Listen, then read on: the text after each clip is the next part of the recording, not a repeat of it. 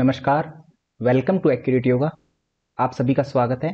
आज हम 6 दिसंबर 2019 का पेपर डिस्कस कर रहे हैं। योग विषय में जो पूछे गए थे, इसमें हम पार्ट 6 करेंगे, जिसके अंतर्गत हम 51 से लेकर के 60 तक प्रश्न को हल करेंगे। यदि आपने इससे पहले के पार्ट्स नहीं देखे हैं तो वह प्लेलिस्ट में जाकर के देख सकते हैं। तो चलिए दोस्तों, हम शुरू करते हैं। सबसे पहले है 51 नंबर प्रश्न। अजो नित्य शाश्वतो अयम पुराणो किन ग्रंथों में मिलता है?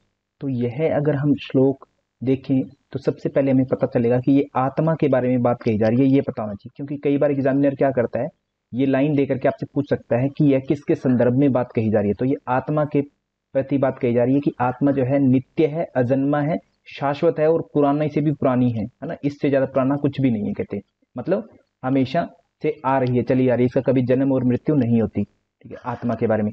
और ये किन किन ग्रंथों में है, ये हमें देखना है। तो ये अगर हम देखें भगवत गीता में, तो भगवत गीता में हमें आत्मा का स्वरूप देखने को मिलता है दूसरे अध्याय में।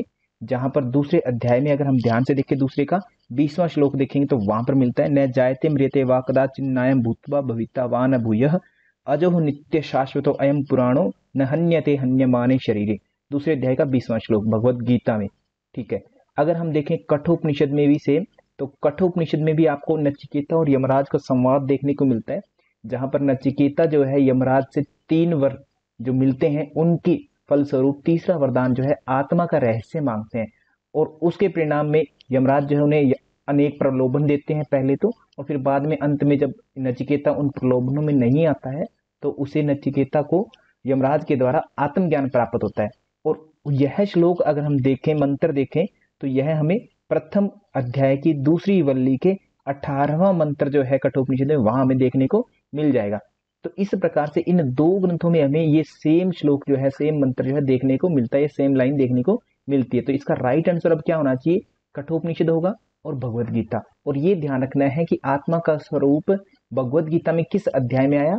दूसरे अध्याय में मिलेगा आपको आत्मा का स्वरूप। तो नेक्स्ट प्रश्न देखते हैं। नेक्स्ट है 52 नंबर प्रश्न।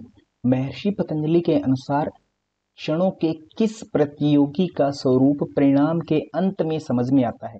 तो क्षणों का प्रतियोगी परिणाम के अंत में एकमात्र है क्रम, इसका राइट आंसर। ये किस प्रकार से है, इसके बारे में आपको पता होना चाहिए। अगर हम बात करें 4th अध्याय, जिसको हम कैवल्यपाद कहते हैं, उसके 33वें सूत्र में कहा गया है, क्षण प्रतियोगी परिणाम पर अंत निग्रह्य क्रमः। इस प्रकार सूत्र में भी कहा गया है, और हमारा राइट आंसर जो है ऑप्शन नंबर 3 राइट हो जाएगा। नेक्स्ट चलते हैं, क्वेश्चन नंबर 53। बिल्कुल ही इजी प्रश्न है दोस्तों, सिंपल सा है, कॉमन सेंस का प्रश्न है, और आप योग के विद्यार्थी तो ये तो आपको पता होना ही चाहिए, ये पढ़ते ही समझ में आ जाना चाहिए। जांघों को अंदर की ओर, ये अंधा वर्ड लिखा है, थोड़ा यूजीसी की मिस्टेक हो गई है, अंदर की ओर पैरों के दोनों तलवों को मोड़कर स्थिर अवस्था में शरीर को सीधा रखना क्या कहलाता है? तो अगर ध्यान देंगे तो पैरों के तलवों को जांघों के अंदर का मसल्स में जब हम फंसाते हैं तो उसको हम स्वस्तिक आसन बोलते हैं। और स्वस्तिक आसन एकमात्र ऐसा आसन है जो सर्दियों में योगाभ्यास करते समय, अगर अनुलोम विलोम आदि हम क्रिया करते हैं, अभ्यास करते हैं, प्राणायाम आदि करते हैं, तो स्वस्तिक आसन में बैठ करके करेंगे तो ठंड कम लगती है, क्योंकि हमें पता है तलवे जो है कहाँ चले जाएंगे, जांघों के अंदर की ओर चले जाएंगे। तो उससे क्या होगी, पैरों के तलवे जो है ठंड नहीं लगेगी पैरों को, और पूरे शरीर में भी गर्मी पैदा होने लगती है धीरे धीरे। तो ये आपको ध्यान रखना है। और बात की जाए सिद्धासन की, तो सिद्धासन को सभी ग्रंथों में हमेशा ही श्रेष्ठ आसन का दर्जा आपको मिलता है। श्रेष्ठ आसन सिद्धासन बताया जाता है सभी ग्रंथों में लगभग। इसी के साथ नेक्स्ट प्रश्न देखते हैं। नेक्स्ट है 54 नंबर प्रश्न। तैत्तिरीय उपनिषद के अनुसार भृगुवल्ली में ब्रह्म अनुभूति के लिए किस तकनीक का उल्लेख हुआ है? तो सबसे पहले हमें तैत्तिरीय उपनिषद के बारे में पता होना चाहिए कि तैत्तिरीय उपनिषद जो है, इसमें 3 वल्लियां हैं। 3 वल्लियां हैं। पहली वल्ली कौन सी है? शिक्षावल्ली, क्योंकि ये भी आपसे प्रश्न पूछा जा सकता है। शिक्षावल्ली जो है प्रथम वल्ली है, दूसरी ब्रह्मानंद वल्ली है, तीसरी है भृगुवल्ली। भृगुवल्ली में क्या है कि भृगु ऋषि हैं जो ब्रह्म को जानना चाहते हैं, तो वो अपने पिता, जिनका नाम वारुणी है, भृगु और वारुणी के बीच का संवाद है तृतीय वल्ली, जिसको हम भृगुवल्ली के नाम से जानते हैं। भृगु अपने पिता के पास जाते हैं और ब्रह्म की जानने की इच्छा जताते हैं, तब उनके पिता कहते हैं कि जाओ बेटा तप करो और तप के माध्यम से जानो। इस प्रकार से वो बार बार आते हैं और जाते रहते हैं। पहले अन्नमय कोश को ब्रह्म कहते हैं, फिर उसके बाद में प्राणमय कोश को कहते हैं, फिर मनोमय कोश को ब्रह्म कहते हैं, फिर लास्ट में विज्ञानमय कोश को, और अंत में जो है कहते हैं कि ये जो आनंदमय कोश है, ब्रह्म जो है आनंदमय है। तो इस प्रकार से जो है बार बार तप के माध्यम से वो ब्रह्म को जान पाते हैं। ठीक है, तो यहाँ पर क्या उत्तर होगा आपका? तप। तो तैत्तिरीय उपनिषद के अनुसार भृगुवल्ली में ब्रह्म की अनुभूति के लिए तप जो है उपाय बताया कि तप के द्वारा उस ब्रह्म को जाना जा सकता है। यहाँ पर हमें ऑप्शन जो है नंबर 3 जो है बिल्कुल राइट मिल जाएगा। तो ये ध्यान रखेंगे दोस्तों, यहाँ पर प्राणायाम, ध्यान, समाधि ये मिलती जुलती टेक्निक है, परंतु इनका तैत्तिरीय उपनिषद अगर आपने पढ़ा है तो इन तीनों का कहीं भी वर्णन देखने को नहीं मिलता है हमें। वहां तप ही कहते हैं, बार बार कहते जाओ और तप करो, तप के माध्यम से उस ब्रह्म को जानिए। तो ये हम ध्यान रखेंगे, ऑप्शन नंबर 3 हमारा राइट हो जाएगा। इसी के साथ नेक्स्ट प्रश्न पर चलते हैं हम।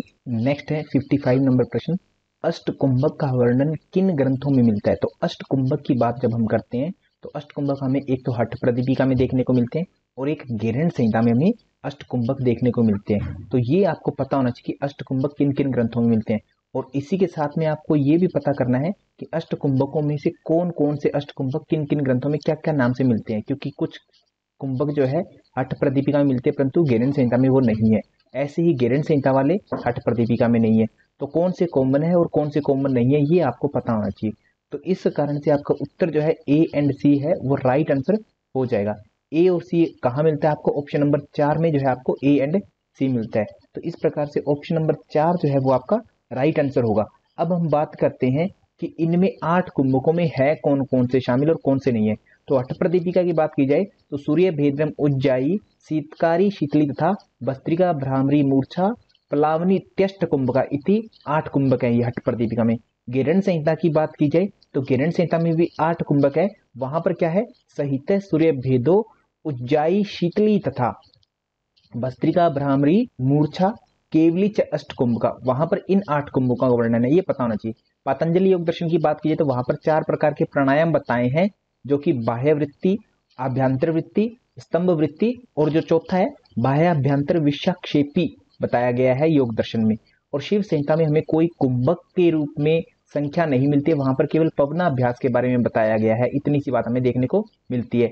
और एक ऐसा ग्रंथ आपको दोस्तों कमेंट बॉक्स में लिखना है जिसमें 9 कुंभक बताए गए हैं, वो आपको ग्रंथ बताना है और उसके 9 कुंभक आपको कंठस्थ होने चाहिए, क्योंकि वो भी आपसे एग्जाम में पूछा गया है एक बार और आगे भी पूछा जाएगा, तो इसलिए उसको कंठस्थ कर लेंगे। सभी के सभी जो कुंभक है किस ग्रंथ में कितने वो आपको अच्छे से पता होना चाहिए। तो ए और सी इसका राइट आंसर हो जाएगा। इसी के साथ हम नेक्स्ट प्रश्न को देखते हैं। नेक्स्ट है 56 नंबर प्रश्न है, सूची 1 और सूची 2 दी गई है। सिंपल सा प्रश्न है दोस्तों, आपको प्रश्न देखते ही सबसे पहले तो पता होना चाहिए कि प्रश्न पूछा कहां से जा रहा है, क्योंकि इतना अगर नहीं पता लगता ना आपको, इसका मतलब आप स्टडी नहीं कर पा रहे हैं अच्छे से। तो यहाँ अब आपको जानना जरूरी है कि सबसे पहले ये प्रश्न कहां से है। योग सूत्र से पूछा गया है, योग जो कि महर्षि पतंजलि द्वारा रचित है। योग सूत्र में प्रथम अध्याय का अगर 33वां सूत्र हम देखें तो वहां पर जो है भावना चतुष्टय का वर्णन किया गया। ये भावना चतुष्टय का प्रश्न है। तो वहां कहा गया है मैत्री करुणा मुदितोपेक्षाणाम सुख दुख पुण्य अपुण्य विषयाणाम भावना चित्त प्रसादनम। कहते ये चित्त प्रसादन के उपाय हैं। तो सबसे पहले बताया कि मैत्री, मैत्री किससे करना है? मैत्री जो है सुखियों से करना है, सुखी व्यक्ति है उनके प्रति मैत्री का भाव रखना है। और करुणा किसके प्रति? दुखियों के प्रति करुणा का भाव रखना है। और अगर देखें हम इसमें तो मुदिता जो है, मुदिता किन के प्रति? मुदिता मतलब प्रसन्नता का भाव जो है पुण्यवान व्यक्ति है उनके लिए प्रसन्नता का भाव रखना है। उसके बाद लास्ट अगर देखें उपेक्षा का भाव, उपेक्षा किसके प्रति करनी है? अपुण्यवान व्यक्ति, जो पापी व्यक्ति हैं उनकी उपेक्षा करनी है, उनका ज्यादा ध्यान नहीं देना है उन पर, अदरवाइज वैसे गुण हमारे अंदर आ सकते हैं, उनको नेग्लेक्ट करना है। तो ये 4 उपाय 4 प्रकार के व्यक्तियों के प्रति बताए हैं। तो ये आपको अलग अलग तरीके से प्रश्न पूछा जाता है दोस्तों, बहुत इंपॉर्टेंट पॉइंट है। यहाँ से बहुत बार केवल यहीं से क्वेश्चन जो है आपका 5 से 6 बार क्वेश्चन एग्जामिनर ने पूछा है अलग अलग पैटर्न में सेट करके, तो वो आपको पता होना चाहिए। ए का 3 अगर देखें तो ए का 3 आपको 2 जगह पर मिल रहा है, बी का 2 भी मिल रहा है, सी का जो है क्या मिलता है आपको? सी का 4 मिलता है। तो सी का 4 जो है ऑप्शन नंबर 4 में मिल रहा है आपको। तो इस तरीके से अगर ध्यान से देखें तो आपका राइट आंसर क्या है? ऑप्शन नंबर 4 जो है आपका राइट आंसर हो जाएगा। इस चीज को आप ध्यान रखेंगे दोस्तों, ऑप्शन नंबर 4 जो है आपका राइट हो जाएगा। और प्रथम पाद का अगर नाम देखें तो क्या नाम है? समाधि पाद जो है प्रथम पाद का नाम आपको देखने को मिल जाएगा। ये आप ध्यान रखेंगे क्योंकि ये छोटी छोटी बारीकियां ही आपसे पूछी जाती है बार बार, और बच्चे जो है इसी में पजल हो जाते हैं। तो ये आप ध्यान रखेंगे। कई बार क्या होता है कि बच्चा जो है ज्यादा डेप्थ में चला जाता है, बहुत ज्यादा डेप्थ में पढ़ लेता है, ऊपर वाली चीजें सारी छोड़ देता है, इस कारण से उसके एग्जाम में फिर नंबर कट जाते हैं। कई बार बच्चा बहुत ज्यादा ऊपर ऊपर तक पढ़ता है, नीचे जाता ही नहीं, बुक में डेप्थ में जाता ही नहीं है, तो भी उसको नंबर नहीं मिल पाते। तो इसीलिए आपको प्रॉपर गाइडेंस की बहुत ज्यादा आवश्यकता होती है कि आपको कितना पढ़ना है, कितनी लिमिट है आपकी, ना ज्यादा ना कम। तो हम दोस्तों हमने जो सिलेबस तैयार किया है, आपका पूरा का पूरा कंटेंट तैयार किया, वो उतना ही है जितना आपको पढ़ना चाहिए। तो प्रॉपर गाइडेंस के थ्रू आप पढ़ सकते हैं हमारे साथ। अगर आप हमसे जुड़ करके यूजीसी नेट जेआरएफ इन योगा के तहत तैयारी करना चाहते हैं तो आप हमारी एक्यूरेट योगा की एप्लीकेशन इंस्टॉल कर सकते हैं, और कोई जानकारी चाहिए तो आप ऊपर दिए गए नंबरों पर हमें कॉल कर सकते हैं। तो चलिए दोस्तों, इसके साथ ही हम नेक्स्ट प्रश्न की तरफ चलते हैं। क्वेश्चन नंबर 57, वर्ण स्वर मात्रा बल साम और संधि ये सब शिक्षा की सार वस्तुएं हैं, यह कथन किस उपनिषद का है? यदि आप लोगों ने उपनिषद नहीं भी पढ़े हैं तो भी जो लास्ट प्रश्न हमने किया है तैत्तिरीय उपनिषद से संबंधित, वहां पर मैंने आपको बताया था कि तैत्तिरीय उपनिषद में 3 वल्लियां हैं। 3 वल्लियों में सबसे पहली वल्ली कौन सी? शिक्षा वल्ली जो है प्रथम वल्ली है, और शिक्षा वल्ली है प्रथम वल्ली, तो शिक्षा के सार वस्तुओं के रूप में आपसे प्रश्न पूछा जा रहा है। तो अगर आपने ध्यान नहीं भी दिया तो भी आपकी कॉमन सेंस यहाँ पर काम कर सकती है। तो शिक्षा वल्ली मीन्स तैत्तिरीय उपनिषद में है। तो तैत्तिरीय उपनिषद का ये प्रश्न है जहां पर वर्ण स्वर मात्रा बल साम और संधि इनके बारे में बताया गया कि ये जो है शिक्षा की सार वस्तुएं हैं। यहाँ पर हमारा ऑप्शन नंबर 3 जो है बिल्कुल राइट हो जाएगा। नेक्स्ट प्रश्न है 58 नंबर प्रश्न, कफ प्रकृति वाले व्यक्तियों के लिए कौन से रस प्रचुरता वाले भोज्य पदार्थ लाभकारी हैं?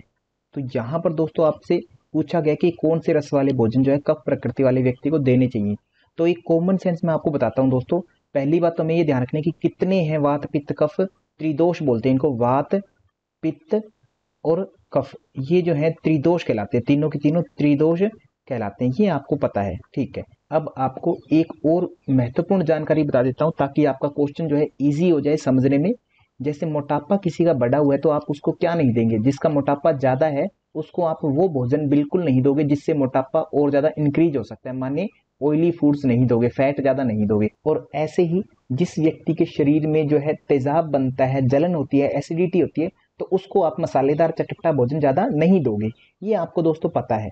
तो सेम ऐसे ही जिस व्यक्ति की जो प्रकृति होती है उसके नाम से वो जाना जाता है। मान लो जिसमें कफ ज्यादा है तो उसको हम क्या कहते हैं? कफ प्रकृति वाला कहते हैं। पित्त जिसमें ज्यादा है उसको पित्त प्रकृति कहते हैं। वात जिसमें ज्यादा है वात प्रकृति कहते हैं। और ऐसे ही मिलाकर के 7 प्रकृति हो जाती है जिसका मैंने डेप्थ में आपको बताया हुआ है। तो मान लीजिए किसी व्यक्ति की कफ प्रकृति है तो उसको हम कौन सा भोजन नहीं देंगे? तो उसके लिए नुकसानदेह कौन सा है? अगर उसको और कफ दिया गया तो नुकसानदेह है। मान लीजिए कोई मोटा व्यक्ति है, उसको और ज्यादा घी और ऑयली फूड हमने खिलाया तो उसके लिए नुकसानदेह, क्योंकि उसका मोटापा और ज्यादा इंक्रीज होगा उससे। सेम ऐसी कफ प्रकृति है व्यक्ति की, मतलब उसमें कफ ज्यादा है, तो जब ज्यादा है कफ तो उसको कफ वाला भोजन नहीं देना, वात पित्त वाला दे सकते हैं, मीन्स कफ के एंटी दे सकते हैं कोई भी लक्षण वाला। तो अब यहाँ पर हम देखते हैं ध्यान से कि कौन से रस जो होते हैं वातवर्धक होते हैं, कौन से पित्तवर्धक, कौन से कफवर्धक, इनको समझते हैं यहाँ पर वन बाय वन। बहुत इंपॉर्टेंट है दोस्तों ये प्रश्न, इसको जरूर समझना है। यहाँ अगर हम देखें मधुर, अम्ल, लवण, कटु, तिक्त और कषाय, ये 6 रस होते हैं दोस्तों, 6 रस माने जाते हैं। इन 6 रसों में से अगर हम ध्यान से देखें तो जो पहले 3 रस हैं वो क्या करते हैं? आपके कफ को इंक्रीज करते हैं। हमेशा पहले 3 कफ को इंक्रीज करेंगे और अंतिम जो 3 है वो क्या करेंगे? आपके कफ को घटाएंगे। अंतिम तीनों कफ को घटाएंगे। ये आपको अच्छे से क्लियर होना चाहिए, तभी आपको जो है समझ में आएगी चीजें। तो इस प्रकार हमें 2 चीजें मिल चुकी है। हमें कफ प्रकृति वाले व्यक्तियों के बारे में ही जानना था और उनके बारे में कौन सा बढ़ता है कौन सा घटाता है ये भी हमें क्लियर हो गया। तो अब मैंने पहले बताया कि जो मोटापा है व्यक्ति, मोटा है व्यक्ति, उसमें हम मोटापे वाले भोजन नहीं देंगे। जलन होती है जिसके पेट में, उसको हम जलन करने वाले पदार्थ और नहीं देंगे। सेम ऐसे ही जिस व्यक्ति के अंदर कफ ज्यादा है तो उसको कफ वाले भोजन नहीं देंगे, मीन्स ये मधुर, अम्ल, लवण ये जो है उसको नहीं देने हमें। तो हमसे पूछा क्या है? कफ वाले व्यक्तियों के लिए कौन से रस प्रचुरता वाले भोज्य पदार्थ लाभकारी है? तो ये तो लाभकारी नहीं होंगे, मधुर, अम्ल, लवण, ये तीनों लाभकारी नहीं है कफ वाले के लिए। क्यों? क्योंकि ये कफ को और ज्यादा बढ़ा देंगे, उससे उसको जुकाम वगैरह मोटापा ज्यादा आ जाएगा। तो हमें कफ कम करना है क्योंकि उसकी प्रकृति कफ है, तो इसलिए उसको मेंटेन रखना है। तो इसीलिए उसको हम कटु, तिक्त, कसाई ये वाले भोजन देंगे। तो यहां पर अगर हम देखें ऑप्शन में हमारा ऑप्शन राइट कौन सा होना चाहिए, तो यहां कटु, तिक्त, कसाई, कटु है, तिक्त है, ये दोनों रस हम दे सकते हैं कफ प्रकृति वाले व्यक्ति को। तो सी और डी हमारा राइट आंसर होगा यहां पर, जो कि ऑप्शन नंबर 4 में हमें मिल रहा है, सी और डी। तो इस प्रकार से अगर देखिए इस प्रश्न का राइट आंसर हमारा क्या हुआ? Option number 4। तो कई बार दोस्तों ये भी ध्यान रखना है कि बहुत सी बार में प्रकृति पूछ करके लास्ट में बोल देता है कौन से वर्जित हैं, है ना। एक बार दे देगा कौन से लाभकारी है, कौन से वर्जित है। तो वर्जित कौन से होंगे, कफ प्रकृति वाले को और ज्यादा कफ बढ़ाने वाले भोज्य पदार्थ देंगे तो वो वर्जित है, वो नहीं देने हैं हमें। मतलब अम्ल और लवण जो है यहाँ पर कफ बढ़ा रहे हैं, वो कफ वाली प्रकृति में नहीं देने हैं, उसके विरुद्ध आहार हमें देना है, ये ध्यान रखेंगे आप। इसी के साथ हम चलते हैं नेक्स्ट प्रश्न पर। नेक्स्ट है 59 नंबर प्रश्न, सांख्य दर्शन के संस्थापक कौन है। सांख्य दर्शन से पूछा है, तो हमें इजीली इसका उत्तर पता होना चाहिए सभी विद्यार्थियों को। अगर इसका उत्तर नहीं पता तो योग का एग्जाम देना व्यर्थ है, क्योंकि ये सांख्य दर्शन हमारे मूल दर्शनों में से एक है। कितने दर्शन है मूल, हमारे षड दर्शन बोले जाते हैं, षड दर्शन हम बोलते हैं, षड दर्शन।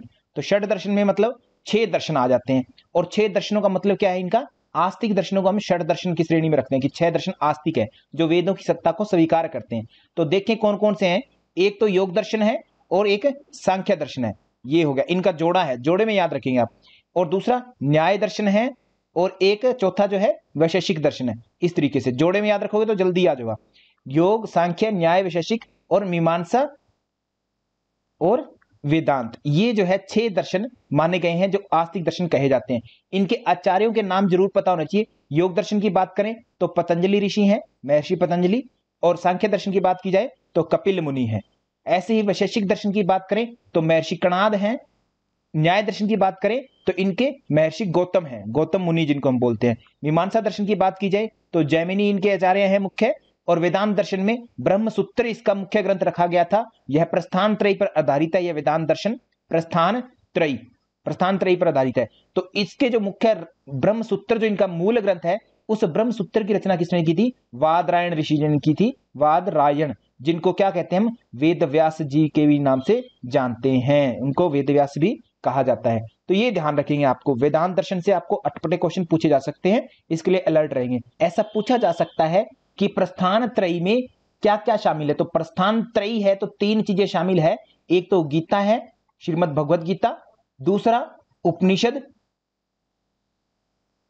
और तीसरा जो है आपका ब्रह्म सूत्र शामिल किया गया है इसमें, ब्रह्म सूत्र, ये आप ध्यान रखें, ब्रह्म सूत्र, ये वर्ड आपको क्लियर होने चाहिए सारे के सारे, ठीक है। तो हमारा ऑप्शन जो इस प्रश्न का क्या होना चाहिए, ऑप्शन नंबर 3 जो है बिल्कुल राइट हो जाएगा। और इसी के साथ हम चलते हैं नेक्स्ट प्रश्न पर, जो कि अपना लास्ट प्रश्न है आज का। नेक्स्ट है, लास्ट प्रश्न है इस पार्ट का, 60 नंबर प्रश्न, महर्षि पतंजलि के अनुसार भोग और अपवर्ग का संपादन करना किसका प्रयोजन है। तो भोग और अपवर्ग जो होता है किसका प्रयोजन है, कौन करवाता है, ये पूछा गया है। तो सिंपल शब्दों में उत्तर देखें तो प्रकृति के बारे में ये बात कही जा रही है। अगर आपने योग सूत्र पढ़ा है तो उसके दूसरे अध्याय में, द्वितीय अध्याय जिसको द्वितीय पाद बोला गया, वहां पर क्या नाम है उसका, साधन पाद, उसमें कहा गया है, दूसरे पाद में साधन पाद के 18वें सूत्र में कहा गया है, प्रकाश क्रिया स्थितिशीलम भूत इंद्रियात्मकम भोगा अपवर्गार्थम दृश्यम। कहते दृश्य का जो है ये प्रयोजन होता है भोग और अपवर्ग करवाना, और प्रकृति को हम एक और नाम से जानते हैं, दृश्य नाम से भी उसे जानते हैं, ये ध्यान रखेंगे। तो अपना राइट आंसर क्या होगा, दृश्य, ये वर्ड अपना क्लियर हो जाएगा। ऑप्शन नंबर 2 जो है वो बिल्कुल राइट हो जाएगा, यहां पर ये हमें ध्यान रखना है, इसको क्लियर करेंगे। और दृष्टा की बात करें तो दृष्टा किसे कहते हैं, पुरुष को कहा जाता है, और पुरुष और प्रकृति मींस दृष्टा और दृश्य का संयोग ही क्या होता है, दुख का कारण होता है। तो कल को प्रश्न पूछा जा सकता है कि मुख्य दुख का कारण क्या है योग दर्शन अथवा सांख्य के अनुसार, तो पुरुष और प्रकृति का संयोग होना ही दुख का कारण है, और इनका वियोग होना, पुरुष अपने से प्रकृति को अलग कर लेता है तो वो क्या है, योग की अवस्था होती है, उच्चतम अवस्था होती है, पुरुष अपने सही स्वरूप में पहुंच जाता है। तो पुरुष और प्रकृति, इन दोनों का मिलन दुख का कारण है, और इन दोनों का बिछड़ना, अलग अलग होना क्या है, योग की स्थिति है। ये ध्यान रखेंगे, इस चीज को समझना है दोस्तों। तो इसी के साथ में हमारा आज का जो पार्ट 6 था वह कंप्लीट होता है, जिसमें हमने 51 से लेकर के 60 क्वेश्चंस को किया है। यदि आपको वीडियो अच्छी लगी हो तो लाइक जरूर कर दीजिएगा, शेयर कर दीजिए, और अगर चैनल सब्सक्राइब नहीं किया है तो सब्सक्राइब कर दे, और साथ में दिए गए बेल आइकन को जरूर दबाएं ताकि मेरी हर वीडियो का नोटिफिकेशन आपके पास सबसे पहले पहुंचे। और यदि आप यूजीसी नेट जेआरएफ इन योगा के अंतर्गत तैयारी करना चाहते हैं तो हमारे साथ जुड़ करके तैयारी कर सकते हैं। हमारी एक्यूरेट योगा की ऐप जो है आप इंस्टॉल कीजिए, या फिर हमें ऊपर दिए गए नंबरों पर कॉल कर सकते हैं। तो चलिए दोस्तों, धन्यवाद आपका, थैंक यू टू ऑल, धन्यवाद।